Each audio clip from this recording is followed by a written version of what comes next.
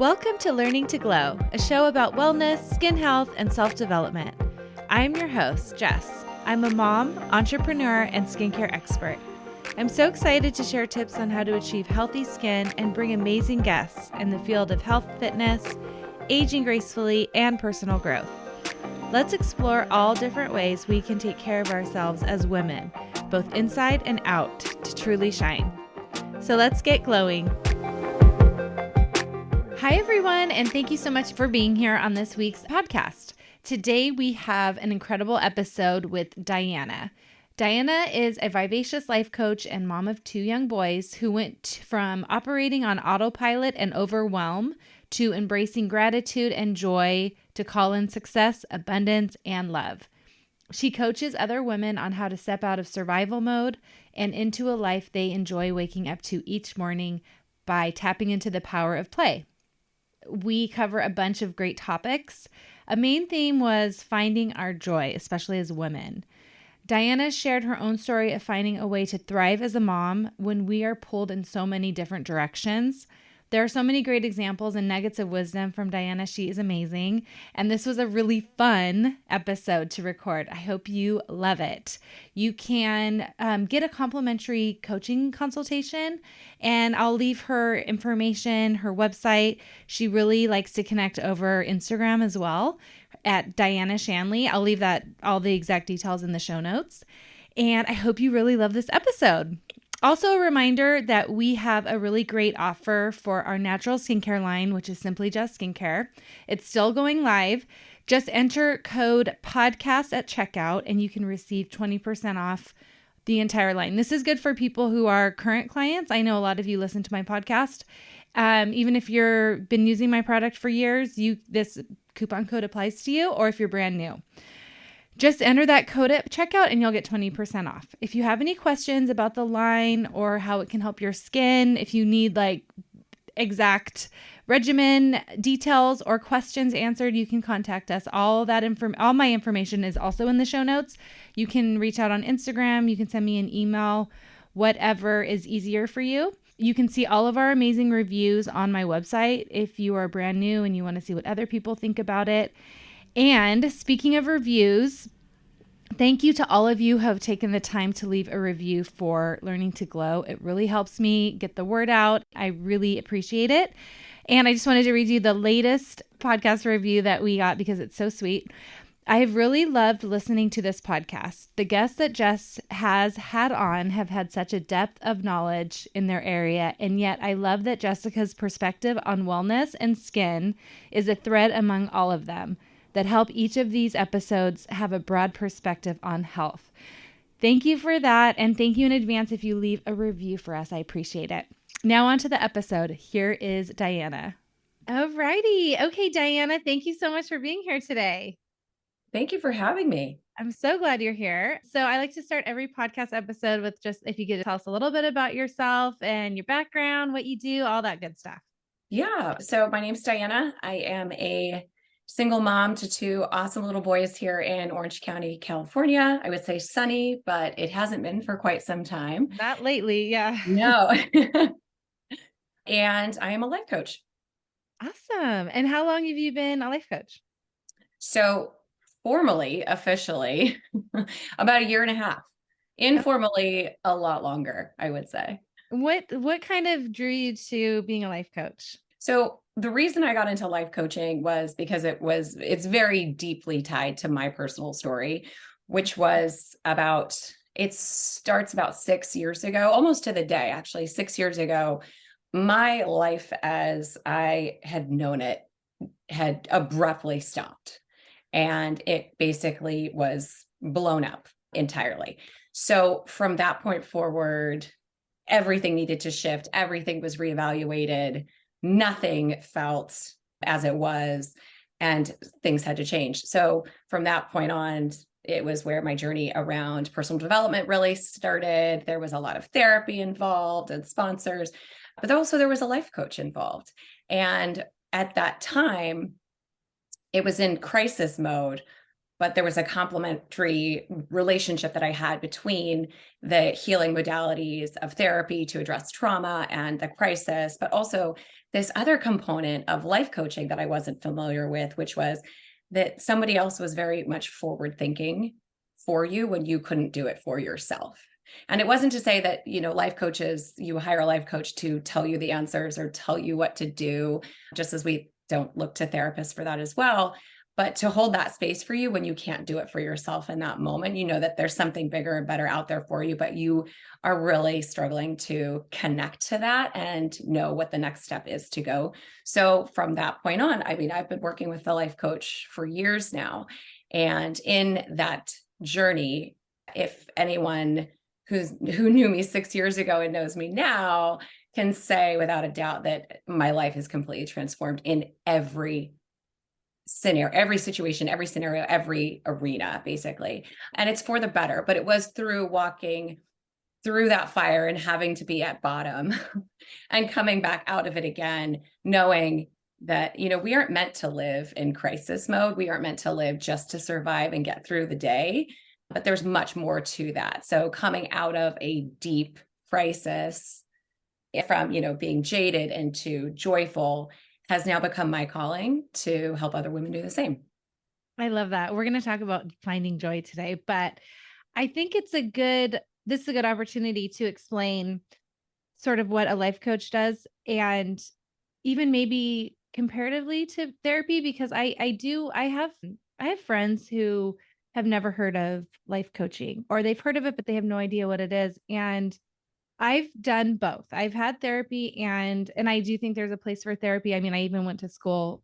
I have a BA in psychology. Like I'm team therapy, but it wasn't until I found life coaching that I was like, oh, this is for me. I like this a lot better. And I think too, because I'm the sort of person who I'm forward thinking and I like to take action and I want a goal and all of that kind of thing.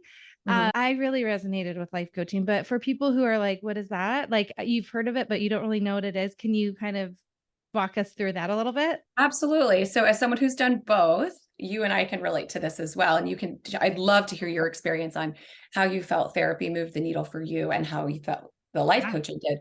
Not a versus thing, but an and thing. I think that these two modalities go so, so well together. I think therapy is more backward looking. And that isn't to say you're going in the wrong direction, but there is a lot of programming and reprogramming that has to happen. And why do we do things that we do? How do we show up in the world? Well, that's a pattern. And where was that established? And where do we need to do some inner child work and reparent ourselves? That is a very wonderful space for therapy to show up, for example. Not the only one, but a great example. Life coaching is more so healing and more goal oriented. So it's more forward thinking and there's a lot of being present and where you're at, meeting people where they're at. But I would say that there is more of a partnership than a leadership role. So with therapy, my personal experience with therapy was I was really in a bad place. I was very much hurting and I really couldn't get myself out of what I needed to get out of. I needed a lot of help. So I looked to a therapist for a lot more guidance. And the way that I see a life coach is it's not that they have the answer for me, but they're partnering with me and they're connecting the dots that I'm not necessarily seeing at this point in time. Like I firmly believe that we all have it inside of us, exactly what we're meant to do, exactly what the next step is, but we get in our own way. So with life coaching, it's holding that space where we can start kind of clearing out the crap and finding those little gems in the haystack of like the minutia, the mess that you bring to that session that day, for example. So it's much more, I felt that it was much more action oriented. I love my therapist that I use. She's always focused on action items and here's what I want you to work on. So you feel like there's always something going on. It's not just a nice little dumping session and you feel great for an hour. And then it's like, oh, but now what? Now I have to go back to functioning somehow where I wasn't doing it before. And it's hard to exist outside of those session times. Whereas with life coaching, there's a lot more like connecting the pieces and getting out of maintenance mode and getting into more of a thriving side of things. So you will see coaches for business, for relationships, for money mindset, financial blueprints, nutrition, body image, the self-care, self-love whole journey thing. So there's every parenting. And then of course, as with traditional athletic field. So there are all these arenas that you can just go and get some help in when you're like, I'm not moving the needle myself. How can I get a little bit of help? I love that explanation. That's a really good explanation. And for me, I feel like the therapies for me was great for kind of figuring out, oh, this may be the way I am in this area because of this thing that happened. And I towards my adult life, when I tried it again, I was what you said, like the dumping session, it kind of was like that, but except I didn't feel good afterwards. Like I would feel worse, and then I think, well, I don't know, it just felt like at a certain point I was like, I don't know, like this isn't totally for me. But when I found life coaching and just coaching, like I've had business coaches and nutrition coaches, I'm team coach, really I am, because I have seen results. Like I love to see results, but also it really kind of what it did for me was help examine my thoughts and noticing my thoughts more, which I didn't really have that same experience with therapy, if that makes sense. Mm-hmm. I was really taught how to think about what I'm thinking about more consciously. And then that kind of will domino into what my behaviors are, my actions, and things like that. So that was kind of my experience with both of them. Right, right. And I love how you can see the result from the life coaching as well, right? So the therapy brings us out of the dark place. And then you're kind of like, okay, well, so what now what? There's more to it than this, right? Like we were meant for more, right? Like it feels like there's something here, but I'm just kind of going through the motions. And I don't know if I'm actually in crisis anymore. So maybe therapy doesn't make so much sense for me at this point, unless I'm really struggling in this specific area. So what's there? What is there for me? Like, what do I do if I'm just kind of floating along? And so that's why I really like it, where it's like, you want to up level it, because the coach really sees the bigger vision for you when you don't see it for yourself just yet. Something is there, you're like, where I can sense it, but I'm not connected to it. Right. And so I love what you said about how it really re-examines your thoughts, because there was a lot of reframing that goes on in coaching. And so it's always suggestions, and the decision and the action is up to you as the person who is hiring this person to kind of consult and help you through something, but not do it for you, not give you the answer, and not feel like you can't do this for yourself. I noticed with life coaching that before I had come into those sessions, I really didn't trust myself. I didn't have a sense of intuition or where I was going. I would just be very task oriented, and I was very able to fill my day. Right. And as you know, too, as a mom and a business owner, we wear so many hats for so many other people. We carry so many things. It is so easy to fill a life with doing things for other people and being of service. And that isn't to say that, doing things for others isn't joyful or impactful. It absolutely is. But then at the end of the day, where are you? And I see a lot of my clients coming to me feeling like they have really lost that inner sense of themselves, or they don't really trust their intuition. And so that starts to bubble over into other things, where they're having toxic relationships at work, or with where they're going in their business, or their relationship with their spouse, or their parenting situation, or their relationship with food, all of these things, because how you do one thing is how you do all things. So where did that come from? And where do we reconnect to ourselves when we have such busy lives doing all of the things for other people that we kind of enjoy, but then a little just took over? Yeah, where and how, right? Because so when people come to you and they're saying they probably feel overwhelmed and overloaded.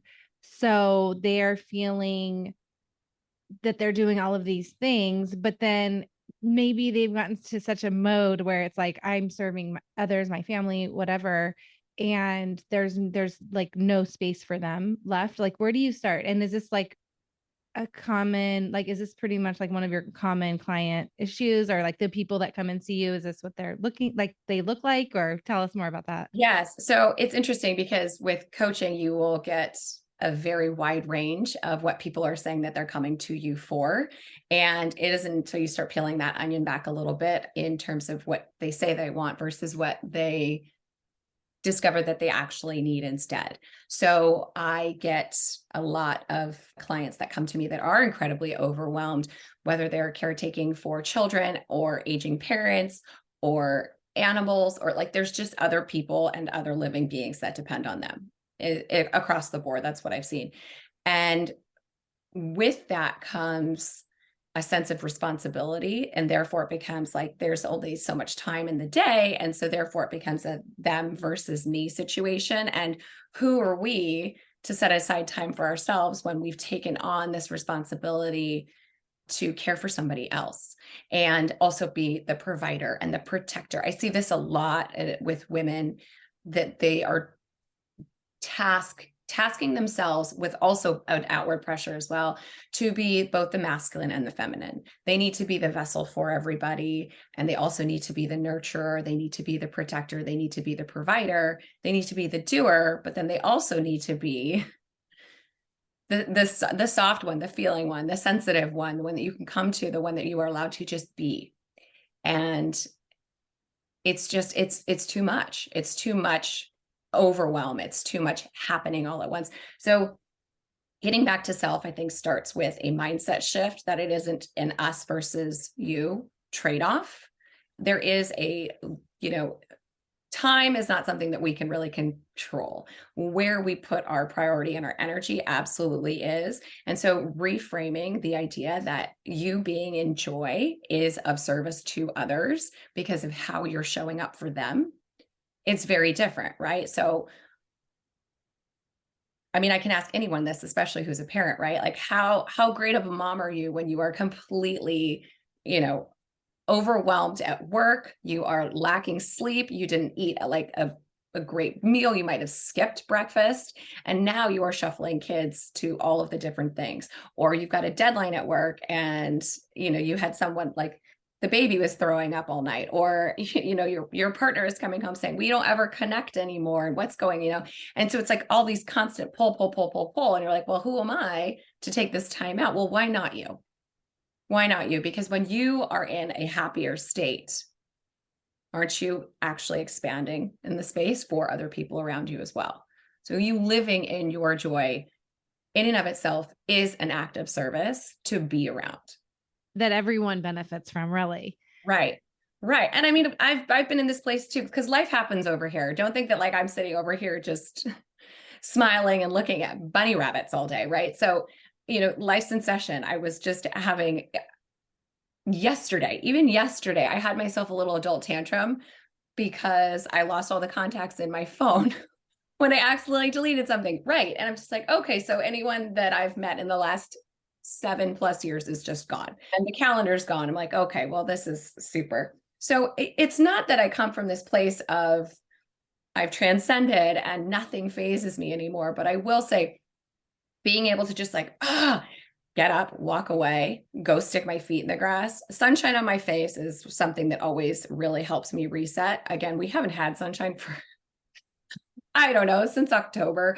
So that's a tricky one. But just knowing what you know about yourself and getting reconnected to that instead of really pushing through and trying to choke it to death and saying, no, I will get this done because it's a crisis and this needs to happen. I mean, all these little things, right? So I'm taking micro doses here. This is where you insert it into your day. And this is how you can infuse joy into all the things when you want to do all of these things. It's not to say you have to neglect all of these other components in your life, these big responsibilities, but it is, you show up better that way.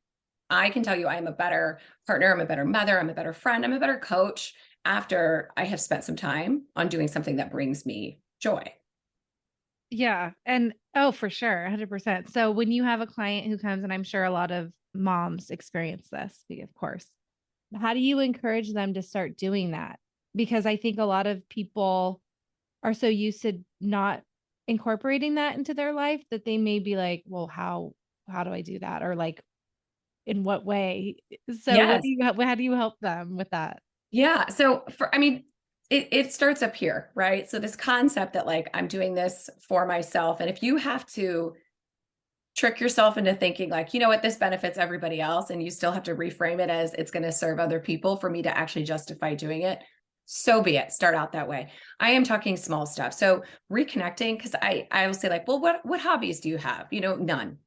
What did you like to use? What did you used to like to do when you had the time? Well, if I had the time. So take all the conditions off of it. What would it be? I've had a lot of clients that say, going back outside and walks. I don't walk anymore. I don't go for my walk anymore. It just doesn't seem like productive. I can't squeeze it into my day. Okay, well, what's 10 minutes? What's 20 minutes? So, throw it in there and see how it actually has a ripple effect. So I'm talking like small, small, small things. And what happens eventually, though, joy not only has like this contagious ripple effect on everyone else around you, but it also has a compound effect. So nothing really can start to kind of creep in as much as it could before if you are already in a calmer, happier, more content state. And contentment, I think, is usually looked down upon as complacency. So it's either you're going to go accomplish or you're going to be content. And these two things are at odds with each other, and they're not, because I wouldn't say that contentment is peace, and contentment is this sense of happiness. And it's just like this baseline. So we're reestablishing an entire baseline of operation here. So it's not to say that I'm going to be completely unshakable from all things, whatever, but I will say, like, me just getting outside or getting into the water specifically was my big thing that I discovered. I had no idea that I was interested. I was terrified of the ocean my entire life. And now I'm in it multiple times a week. And my whole thing is water and surfing. But I didn't give myself permission to do that until I worked with a coach. And I went to my coach and I said, I need to move my business to this level by this time. Help me do it. This is my goal for this program. And she's like, no, it's not. Your goal is to get in the water and surf 4 times a week. And I was like, I don't even know how. Like I just mentioned, this is something I'd love to go and do, but I have to get to this point first. And you have to drop the if when statements, Yeah. right? It's not going to happen because it hasn't happened yet. Look at the track record, right? Like, look, this is where we've gotten ourselves by pushing that off and deprioritizing joy, thinking that this isn't productive. So it can be small things, but what if the real goal like wasn't X number of sales calls? What if the real goal was get into the water 4 times a week? And then it becomes a non-negotiable. It doesn't have to be, I'm committed to 3 hours a day of this. It has to be sustainable. Joy is, we're playing the long game here, right? Because what happens when you infuse this into your life, it's easier to come back. It's easier to bounce back. There are less things that phase you. After I have gone in the water, I feel super empowered. I feel super grateful, but I also feel very surrendered. Like I'm in this place where it's almost like, come at me, bro. Right? Like I can handle more. So you are expanding your bandwidth, not only for more crap to come in, but also more goodness to come in. Right? How many good ideas do we have when we are out on a walk? Well, we are like in the shower. It's because it's quiet. Yeah. We're there. Right? And so you can fill the time constantly stressing and thinking about all the other things that you have to do, like the moment you get out, but nothing's getting done while you're in the shower. Right? So these are where the things actually we get to bring more good things in. I would say, especially if you have kids, young kids, start doing things with them that bring you joy, right? So my kids are going to be turning 7 and 10 this summer. And we are getting into the phase of after school sports and mom taxing everywhere and birthday parties all the time. I cap it. I experiment with this and then I find my limit and then I pull it back when I need to. And now I don't just take them to all of their stuff. I get involved too. So for example, in Southern California, swimming, for example, it's not necessarily just an extracurricular activity. It's a safety thing that like our kids need to know how to swim. And, I was thinking like, I know how to swim, but I'm not a great swimmer and I like to be better at it, especially in open water. So instead of just sitting on the side of the pool and watching my kids take a lesson, I got in the pool. I got into their lesson as an adult with a bunch of other 5 and 6-year-old kids. And I went as an adult. That's the other thing too. I would say you have got to remove your ego and look at joy as play like a child would. They don't care. They don't care how good you are at something. We have put this condition on all things that's like, it's not worth our time. It's not worth our investment of our time or energy if we're not good at it or we don't have this output for it. What if the feeling is the output? What if the joy is the goal? And just doing and playing and giving yourself permission to just get vulnerable. You know, Brene Brown loves to talk about vulnerability that as a superpower. She talks about joy as being a vulnerability piece that, you know, we're afraid to be joyful because we think it's going to be taken away from us. And so we don't go there. And so it's so interesting if you looked at this as just like an act of vulnerability, an act of bravery that says, no, I'm going to do this for myself. I'm going to model it for my kids. I'm going to get in there with them and show them that like, we can just have fun just for the sake of having fun. We can look like idiots. That's fine. I, by no stretch of the imagination, am a good surfer, but I love doing it. I've picked up a skateboard because my kids want to learn how to skate. Well, I don't know how to skate. I can't teach them how to skate, but they could probably teach me. Have I fallen and looking like an idiot? Yes, but we laugh. We belly laugh at this kind of thing. And so this is teaching them also resilience, right? That you can't get the ego in the way. Nobody else cares, you guys. Like, as adults, nobody cares. Yeah. I love this so much because first of all, it's fun it's fun for your kids to see you playing. And it reminds me of like going to the park. And I know this is stereotypical, but in my family, it was true. My husband is like the one on the monkey bars and like doing all this. And I'm just like sitting on the bench. And I see it with other moms too. Like we're more reserved. We're like, oh, that's kid stuff. But meanwhile, like my husband is on the top of the, jungle gym.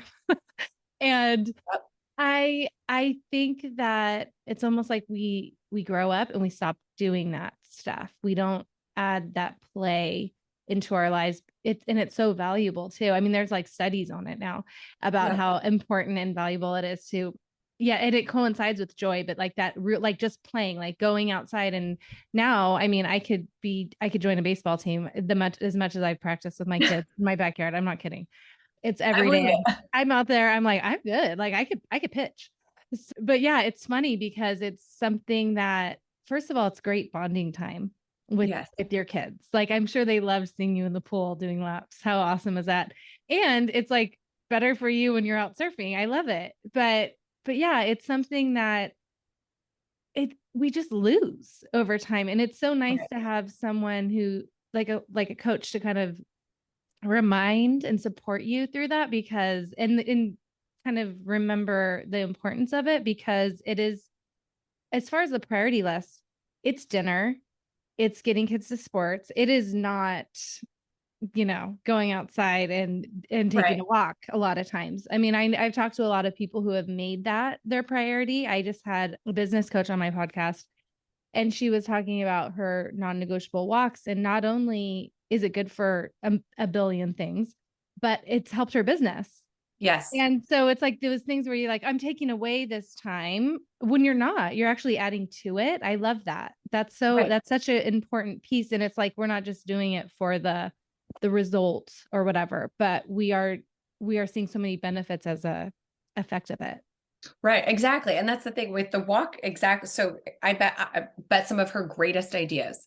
Yes. On those walks for her business, to grow her business. And it's like, wow, if you put an ROI on that 1 hour walk or that 20-minute walk versus, getting into a Zoom conference call with 6 other people brainstorming it, it's like, look at that. Right. Like, and this is exactly how I spend my time, even just in the water.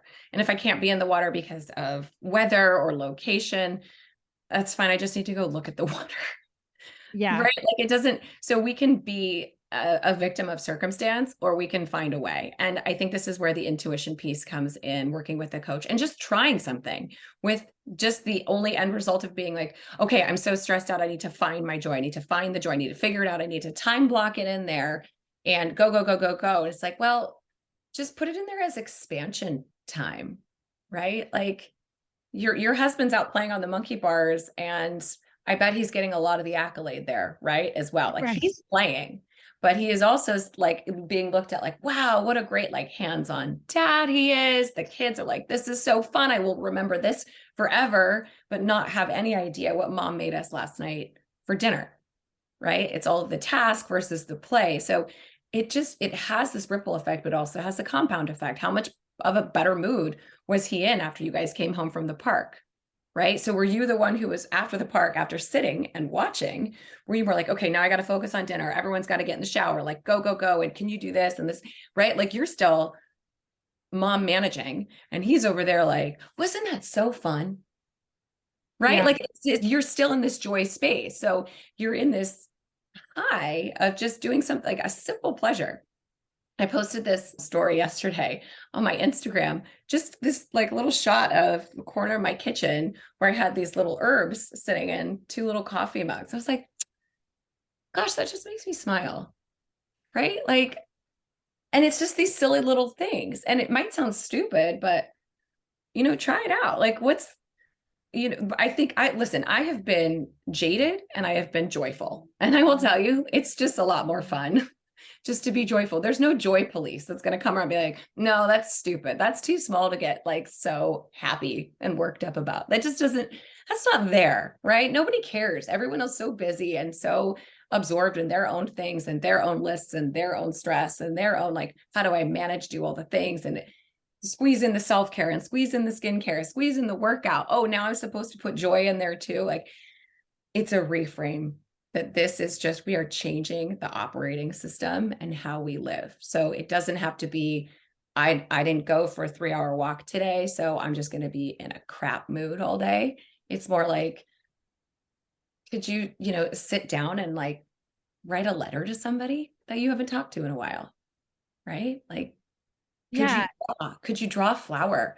Could you go outside and like watch the wind blow through the leaves for 5 minutes? I think that's so important to realize it can be such a little thing that takes such little time. I was thinking of your example. I bought a little fruit bowl at Target, and I have like oranges and bananas in it. And every time I walk by it, I'm like, it's so cute. I'm just like, Yes. it's such a little thing. And I'm like, but it's like something pretty that I think is cute that just puts a smile on my face. It's very simple. I love to go sit outside and listen to my birds in the Yes. backyard. And that is just something that, well, there's scientific reasoning behind that too. But Yes, the sound of birds, again, and exactly. all the nature and all that. But Even if yeah, you are listening just to birds, like yeah, if you're listening to birds chirp even through your phone, if you are in a place where there are no real birds chirping, the same study has yeah. shown that actually impacts your brain and reprograms neural pathways to be in a calmer state when you just hear birds. Yes, I read a book that was talking all about this and all the benefits of nature. And yeah, it can be on your phone, it can be on YouTube, on your TV, like it can be so many little things. And another thing that I've done off and on my entire life, and especially before kids, is I would listen to music while I cook dinner because Mm, I used to love to cook. I have gone to like culinary school, like just for fun, like I'm not a chef or anything, but I have taken classes. I used to watch the Food Channel like it was my job. Like I just was so into learning how to cook. I taught myself how to cook. And now it's become one of the biggest stressors of my life. It's like, okay, I need to cook dinner. It needs to be prepared before this time because I have to leave at this time to drop off. There's a game, da da da da. And it's more of a hurried, like unpleasant experience. And right. so what I started doing lately is I'm like, I will always have music on while I cook because that's what I used to do. And Yes. that's when I used to love cooking. And I could do it at a leisurely pace and it could take as long as it needed to take. Whereas now it's like we're on a time crunch. Yes. But I notice adding the music and like pouring myself something pretty And just having like a little bit of a different experience, same time crunch, has made it much better. Yes. Yeah. And there's so many studies too, just about the music, Yeah. right? That actually raises your frequency. So are you listening to very angry metal or, sad codependent love songs? Or are we listening to something that's like getting your body moving and a smile is on your face and you're actually singing along? Like when you are moving your body, there's so many studies on the movement piece of this as well, not just the music piece, but moving your body, you are changing state. Tony Robbins talks ad nauseum about changing state, right? This is how we see in all of his trainings before he starts. Everyone's jumping around. There's music Get and up. it's like jumping around. And then he's like, whoa. And right, like getting this out of you, it unleashes it, right? So you're opening this back up and you're like, I'm alive. I'm definitely not in a comatose state because I'm over here jumping and yelling and screaming. And then you're like looking around thinking like, wow, why don't we all feel like idiots right now? It's because you just changed your state and now you're in flow. And being in that state, that flow state allows you to actually not just receive, but also expand on your output as well. I love what you said about how you went to culinary school, not to become a chef, but just for the fun of it. Only a few classes. I went to a culinary school to take like classes, but yeah, just because I wanted to, I just loved it. I Yeah. thought it would be fun. I'm like if there's a class for a topic I'm interested, I'm there. Like I love to take classes. That's kind of a hobby of mine actually.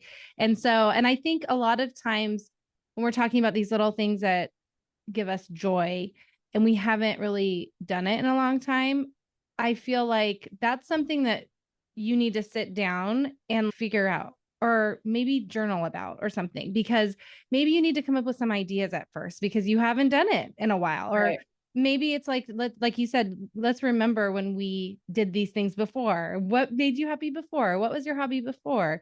And it could be as simple as putting some beautiful herbs in a cup and or sitting outside for 5 minutes or whatever it may be. But I think if you're kind of like, I don't know, and I don't need to schedule one more thing into my planner, kind of brainstorming with yourself to kind of figure that out is, Yes. I think, would be helpful.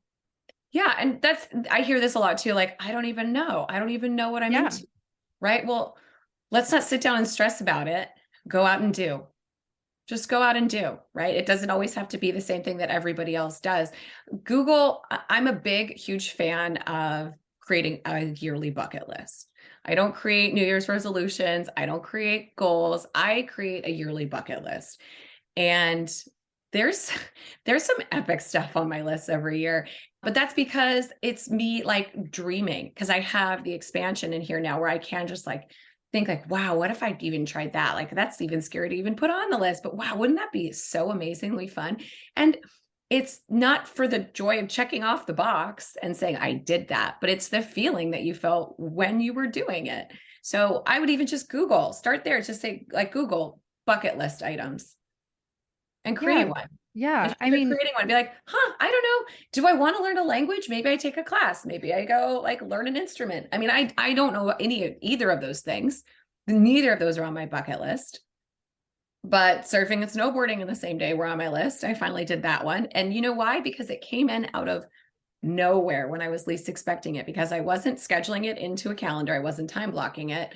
I wasn't trying to monetize it and turn, a hobby into like a side hustle or a business, and felt like either had to serve other people or make me money to be worth my time anymore. No, it was just, wow, this opportunity just showed up and I know enough to know to take it and just go with it.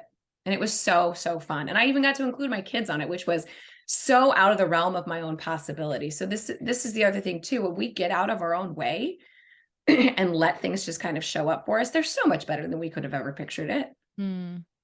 yeah, taking like, I need to control the outcome. And like, I think it's fun too to think about just what you said, dreaming. Like, what could I dream about doing or throwing on my bucket list? Like, we're not really encouraged to do that as adults. We tell our kids, what do you want to do? What do you dream about? But like, what about us as adults? Like, having that time to sit and be like, what would be super cool in my life? Like, that is fun Yeah. to do. And I don't feel like done very often.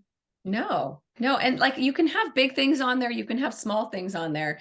And just know that whether they stay on the list for next year or they fall off the list because they're just not that important to you anymore, that's fine too. Again, there's no judge, jury, and executioner here. Like, take off all guardrails. We are Mhm. such prisoners of our own minds, of what we put on ourselves and what we can and can't do and what we should do. I hate the word should. It is 100% a 4-letter word. Like, it just doesn't enter. It is banned from all sessions that I have with anyone. We're like, and like you said the SH word again. The other SH word is welcome. I have a very colorful vocabulary, so all of that is welcome, and that's fine. But should is a no-no for me.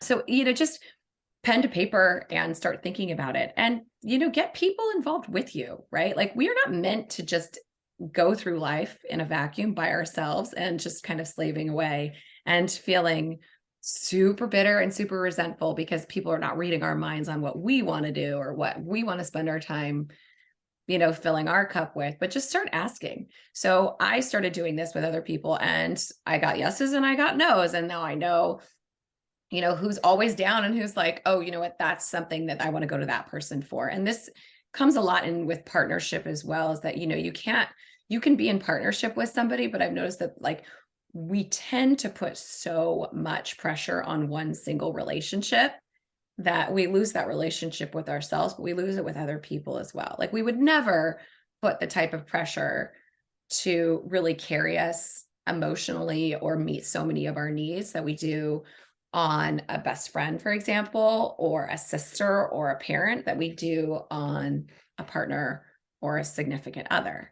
Right. So it's too much to carry. And so I think with women, especially, we not only put that on our partners, but we also tend to put it on ourselves for our partner, and then get resentful when they don't come to us for all of these needs to be met. When usually it's like, well, it's the other way around. Like, let a little of this go. So if you're thinking like, oh, well, I would really love to go ride my bike more, or I really love wine tasting.